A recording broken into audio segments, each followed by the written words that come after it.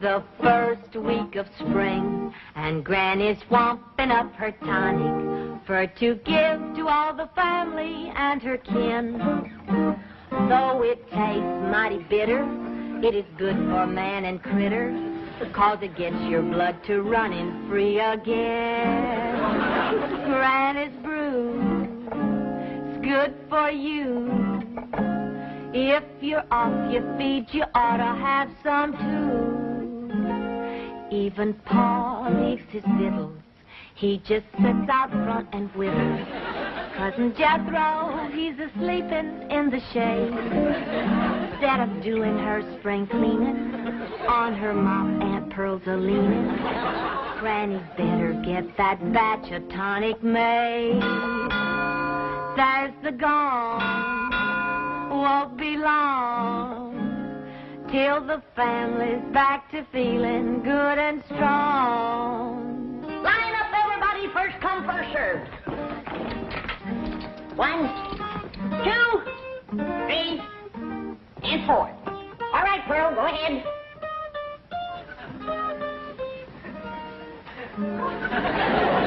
All right, you should go first, Jed. You're the head of the family. Oh, no, Pearl, I ain't in no hurry. How about you, Willie Mae? Oh, no, Pa, I was the last one in.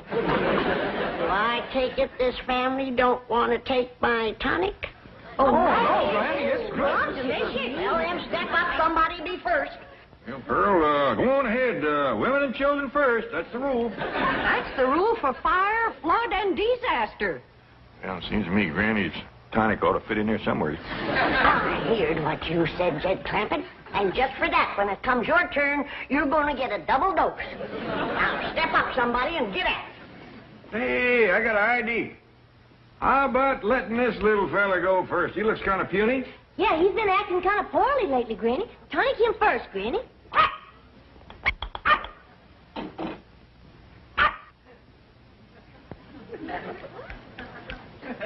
Sure seems to like it.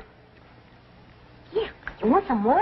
No, I reckon that's enough for a little critter like him.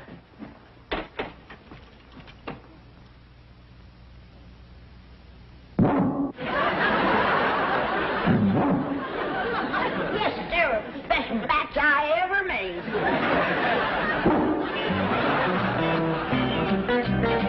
Miss Hathaway, these papers are ready for Jed Clampett's signature. Oh, incidentally, he did a fine job bringing his file up to date. Thank you, Chief.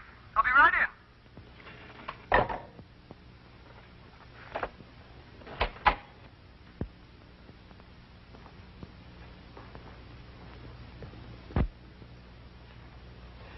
in. Mr. Drysdale, I wish to give credit where credit is due. Most of the work on the Clampett file was done by Miss Buckles here. Buckles? Who's she?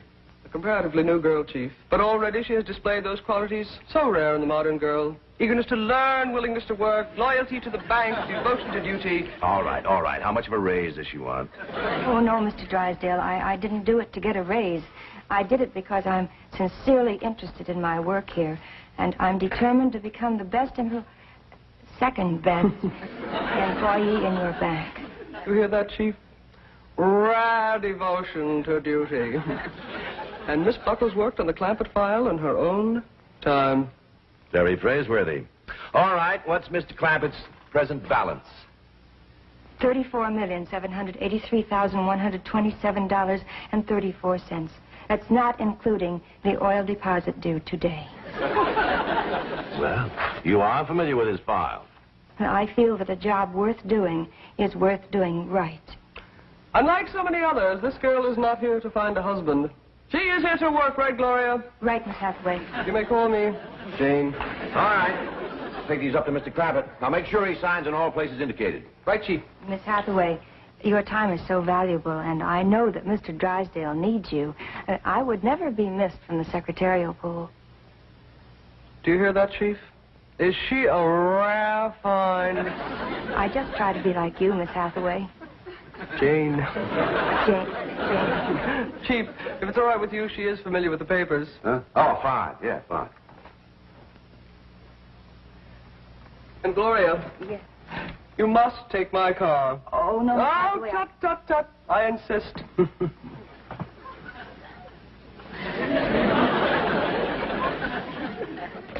Granny, you seen anything of Jed? Not since I gave him that double dose of tonic. I wonder if you had ought to double dosed him. Just one dose has Jethro jumping fences. Hell, Jed's an older man. He can hold his tonic.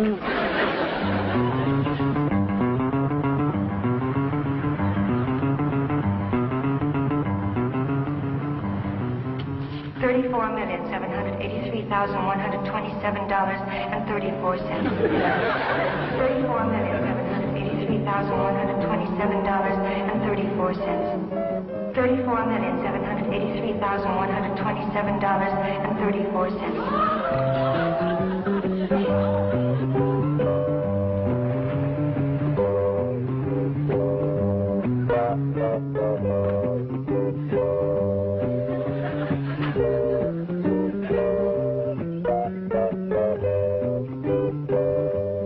Howdy, ma'am. Well, how do you do? I'm Gloria Buckles from the Commerce Bank. Oh, it's mighty nice to meet you. I'm Jed Clampett. You? Yes, ma'am. But I was looking for a much older man. Ain't no older man around here. Might could scare you up one in the neighborhood. Seems to me I seen an elderly fella down the road a piece. No, I simply meant I couldn't believe that you were so young. Well, maybe it's 'cause I ain't. You look so young. You do look young. Is that a fact? He's holding his tonic, but that ain't all.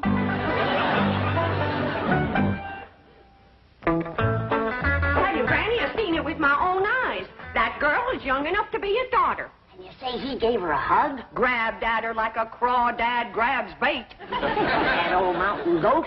I didn't figure on him running wild. Your tonic. You shouldn't have double-dosed him and him being a widower's salon. Jed will come to his senses. I don't know. Ain't no fool like old fool. Jed ain't old. He's old enough, but he ain't too old, and that's where the danger is. You're making a hill out of a haystack. Granny, I got a good look at this girl, and I'm telling you right now, that ain't hay. Real big city article. Not the kind of girl that Jed's used to meeting back home. Oh, girls is girls, city or country. They all come out of the same catalog. Maybe so. But the city girls make it look like there's more in the package. Granny? Earl? Oh, there you are. See what you mean, Pearl. She's wrapped tight and tied loose. I want you all to meet Miss Gloria Buckles. This here is Granny and Cousin Pearl. How do you do? I'm very pleased to meet you, ladies. Howdy. Hi.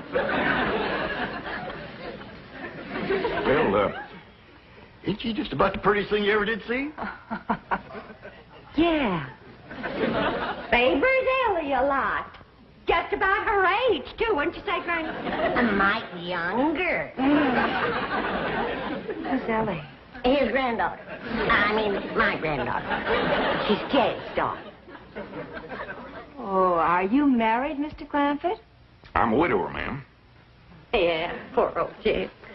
I reckon he's come for another dose of his lumbago medicine, Granny. I reckon. Poor old feller was up all last night with the misery. A moaning and a groaning and a walking the floor. The poor old fella is past the point where liniment does him any good. Lazy horse feet all bones. Now, girls, that's just about enough of that. You both know I never had a twinge of the miseries in all my life. Knock on wood. Pearl, his mind is wandering again. Baby's fault, Granny. He missed his nap. I want to apologize for them two, ma'am. They both just think they're being funny. Well, I know what you mean. I have some elderly relatives like that myself. It's such a beautiful day. Why don't we go for a drive, Jed? Thank you, ma'am. I'd like that, Gloria.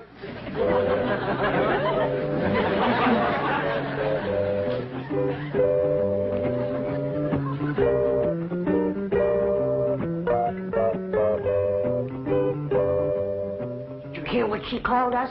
elderly relatives. Well, mind that. It's what he called her and she called him, and now she's going to get him out alone in her car. Let's get in the truck and follow him. We can't drive. Jethro can. Oh, I don't want Jethro getting no ideas from his uncle. Don't forget, he's been Tonic, too. We has nothing to worry about. Jed's a man that can keep his feet on the ground. Once he gets his arms around that girl, won't much matter where he keeps his feet. By dingies, ma'am, if you hadn't brought her to a halt right when you did, we'd have gone right over that bluff. I'll get out and push her back on the road for you. No, Mr. Clampett. I stopped here purposely. Oh? How come? Well, it's so beautiful and I'm so lonely. Pretty woman like you. Why, I'd think these city boys would be standing in line for you. Boys, yes. Men, no. Well, I've seen them here all ages. Well, I'm afraid that years alone do not turn a boy into a man. I reckon I know what you mean. I blame that city down there. Something about it seems to close in on a boy and keep him small and immature all his life. Show me a boy that's grown up in the country, in the mountains especially, and I'll show you a man, a real man. You're going to think I'm making this up on account of what you just said. But I growed up in the mountains. No. Yes, ma'am. Don't let that Beverly Hills mansion fool you. I'm a mountain boy, born and bred. Of course. Of course, I see it now. I see it in those cool, clear eyes, unclouded by smog. Eyes that have looked beyond a city skyline and seen the truth and beauty of nature. I see it in this rugged, handsome face. I see it in these strong but gentle hands. Hands that have dug into the good earth, put life into it, and brought it forth. Hands roughened by honest toil.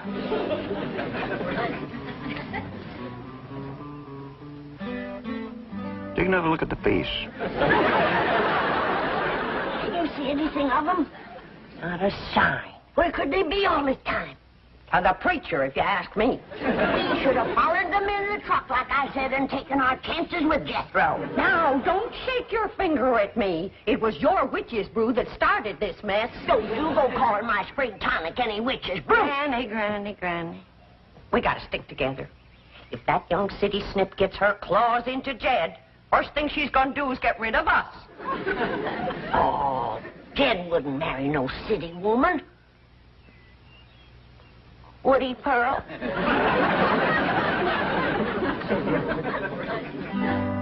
Oh, Jed.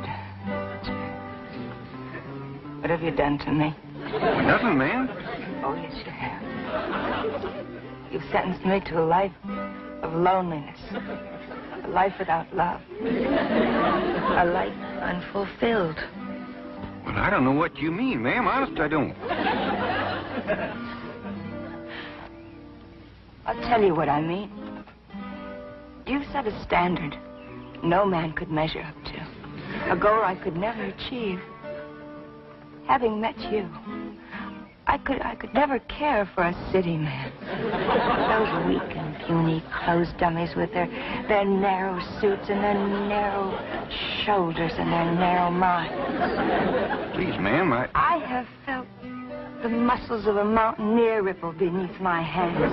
Do you think I could ever be happy with anything less? No. I shall never marry. Better an old maid than a life with a man I could neither love nor respect. Ma'am, don't feel that way. Pretty woman like you, smart and all.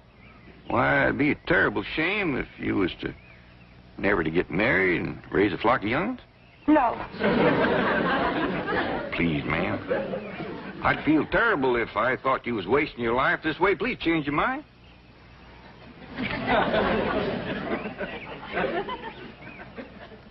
Well, Miss Gloria, if you're determined to marry a mountain man and none other, And unless you do it, your life will be ruined. Maybe. And I get to know you better. Might could find a way. Oh, Jed. Now, I ain't making no promises, but you set me to thinking. I reckon we'd best get back home and everybody get better acquainted.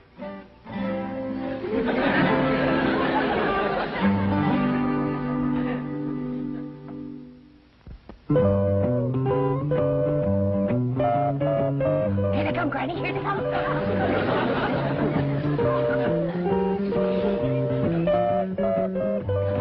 If she thinks that she's going to throw us out, I'll fill her so full of buckshot that she's dead as that. He's coming up the driveway. Is they dragging tin cans behind the car? Put that gun away. This situation calls for brains, not buckshot. Right. Come on.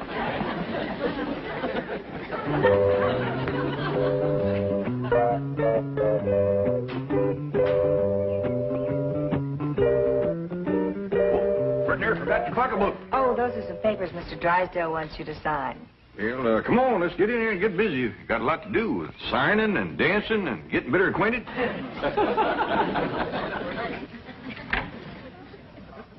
Well, I reckon the first thing I better do is sign them papers you got for me. Yes, that's a good idea. Is she wearing a wedding ring? Wait till she gets her gloves off. Don't see one. Good. Then they ain't been to the preacher. What is old Lamb, anyway? Well, now this transfers your money from one account to the other. And this is your last will and testament. They ain't been to the preacher, but they've been to the lawyer. And that's just as bad. Or worse. We gotta stop him. Oh, there you are, Jed. We've been looking all over for you. You give the doctor a terrible fright disappearing like that. Yeah. He was afraid you might have fell in the cistern again. What are you talking about? Why, Jed Clampitt, shame on you. You know the doctor don't want you to have nothing sharp. Earl, what in the blue... No, don't get excited, Jed. Doctor says it ain't good for him to get excited. What do you... Oh, I almost forgot. Come on into the parlor. Got a surprise for you. Surprise? Hey, come on.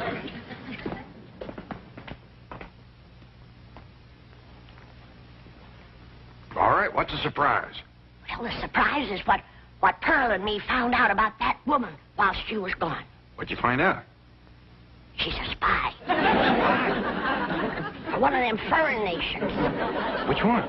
Minneapolis, Wisconsin. Yeah? Poor old fella. He ain't been himself since that mule kicked him in the head. I suppose he's been giving you that star about having lots of money and this house being his and all that. Well, I did get the impression that he was a very wealthy man, yes. Don't have a cent. Not a red penny to his name. Is that a fact? Yeah. But it ain't his fault, poor old thing. He didn't mean no harm. The mule kick. Shook a few things loose in the loft. Leave Kansas City, Illinois? Now, Granny, I want you and Pearl to stop all this nonsense and listen careful. You go out and round up Jethro and Ellie Mae. I want the whole family to get well acquainted with Miss Buckles here, because when you do, I just might have an announcement to make. What about Jay? You'll find out in due time, Pearl. Now, you and Granny go on, Scoot. This beautiful young lady here is going to teach me how to dance city style. That's right, Mr. Drysdale. We didn't know who else to call. But we think this here woman's trying to get Jed's money. Well, she says her name is Gloria Buckles, but I don't know. What? Oh, well, yes, sir. Yes, sir, we will. Bye. Mr. Drysdale must know that woman. He's a-coming right over. All going to marry up with her? Oh, child, we hope not. We pray not. Why, Granny? Well, I got to look at her, and boy, she's pretty. Beauty is only skin deep, son. Well, she must have awful deep skin, because every place I could see was... Now, Mr. Drysdale says we's to keep her here till he comes. I'll watch her, Ma. You want your car. How about I throw her down and set on her? Good idea. I'll set with you. No, Jed ain't gonna hold still for nothing rough. Now, Ellie, you and Jethro keep an eye on things. Granny and me's gonna do some plotting and thinking.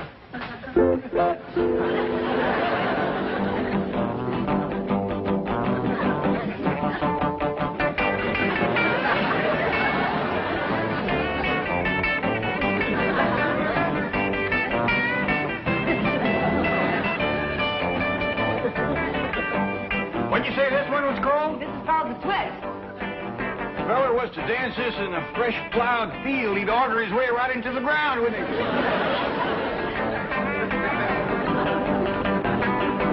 Hey, Jethro, come on in. You want to dance? I'd heap rather dance with her, Uncle Jed. That's what I had in mind, boy. Miss Buckles, this here is my nephew, Jethro. Hiya. You teach him that there twist, and I'll teach it to Ellie Mae. This is my daughter I've been telling you about. Oh, what a beautiful child. You and I are going to be such good chums. Ma'am, I think he meant for you to dance with me.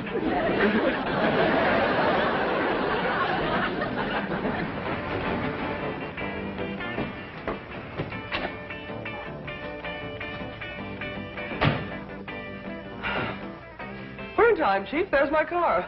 Yes, now where's your protege? That loyal, devoted, hard-working gold digger. I still can't believe it. So shy, so retiring. She'll be retiring if she hooks Jed Clampett.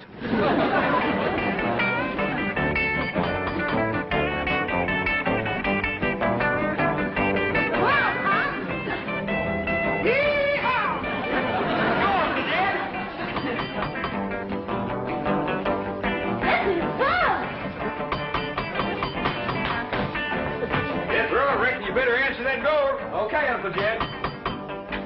Howdy. Oh, how do you do, ma'am? I'm sorry to intrude. Howdy, folks. Come on in. Dig yourselves a hole. Gloria Buckles. Huh? Where? There. Oh, I thought it is. You imposter. Jezebel! You gold digger. I have a bulletin for you two.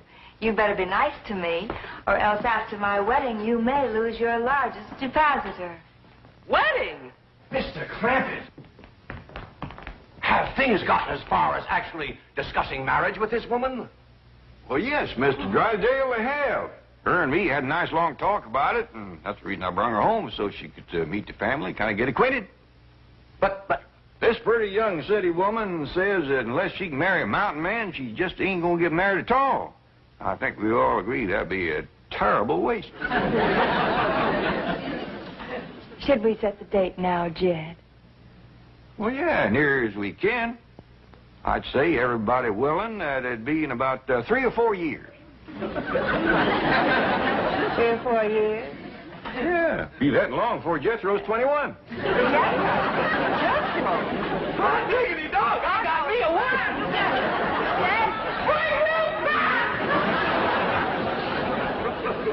Paul, ain't you gonna marry up with that city woman?